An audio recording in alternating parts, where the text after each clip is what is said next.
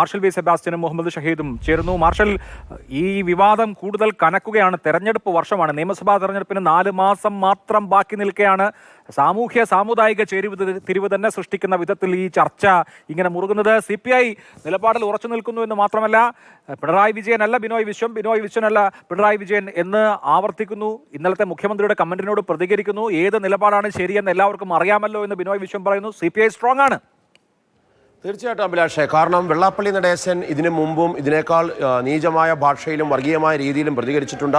അതുകൊണ്ട് തന്നെ വെള്ളാപ്പള്ളി നടേശനിൽ നിന്ന് മറ്റെന്തെങ്കിലും തരത്തിലുള്ള കാര്യം കേരളം പ്രതീക്ഷിക്കുന്നില്ല. എന്നാൽ അവിടെയല്ല ഈ പ്രശ്നം വരുന്നത്. പിണറായി വിജയൻ ഉൾപ്പെടെ CPM എന്ന് പറയുന്ന സംഘടന, സർക്കാരിൻ്റെ ഒരു പിന്തുണ അദ്ദേഹത്തിനുണ്ട് എന്നുള്ള തരത്തിലേക്ക് വ്യാഖ്യാനങ്ങൾ വരുന്നുണ്ട്.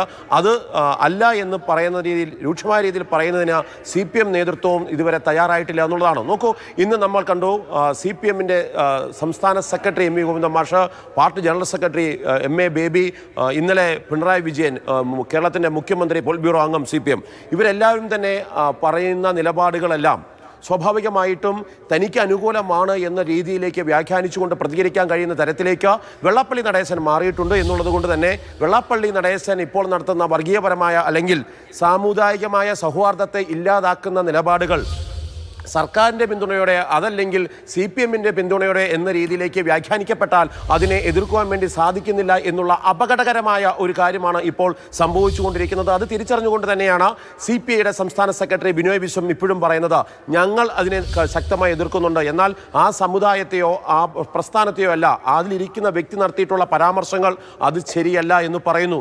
അതോടൊപ്പം തന്നെ 1-ാം നമ്പർ കാറിലേക്ക് പിണറായി വിജയൻ വിളിച്ചു കയറ്റുന്നത് വെള്ളാപ്പള്ളി നടേശനെയാണ്. ചരിത്രം ഓർമ്മിപ്പിക്കപ്പെടേണ്ടതാണ് എന്ന് കേരളത്തെ ഓർമ്മിപ്പിച്ചത് മറ്റാരുമല്ല, 2015-ൽ ഇതേ പിണറായി വിജയൻ തന്നെയാണ്. അന്ന് അദ്ദേഹം വളരെ കൃത്യമായി പറയുന്നുണ്ട്, വർഗീയപരമായിട്ടുള്ള പരാമർശങ്ങൾ നടക്കുന്ന ഒരു വർഗീയവാദിയാണ് SNDP-യുടെ യോഗം ജനറൽ സെക്രട്ടറി ആയിരിക്കുന്ന വെള്ളാപ്പള്ളി നടേശൻ എന്ന്. അന്നത്തെ തെരഞ്ഞെടുപ്പ് സമയത്ത് അദ്ദേഹം നൽകിയിട്ടുള്ള ആ മുന്നറിയിപ്പ് കേരളം കിട്ടുന്നു. തുടർന്ന് 9 വർഷക്കാലം LDF വലിയ ഭൂരിപക്ഷത്തോടുകൂടി കേരളം ഭരിച്ചെങ്കിൽ ഇപ്പോഴിതാ ആ പ്രസ്ഥാനം തന്നെ വീണ്ടും ഒരുമിച്ച് ചേർത്തുകൊണ്ട് മുന്നോട്ട് പോകുമ്പോൾ പ്രതിപക്ഷത്തുള്ളവർക്ക് പോലും തിരിച്ചടിക്കാൻ കഴിയുന്ന തരത്തിലേക്ക് അദ്ദേഹത്തിന്റെ വാക്കുകൾ വരുന്നു എന്നുള്ളതാണ്. ഇത് തിരിച്ചറിഞ്ഞ് പ്രതികരിക്കണം എന്നുള്ളൊരു സൂചനയാണ് നൽകുന്നത്.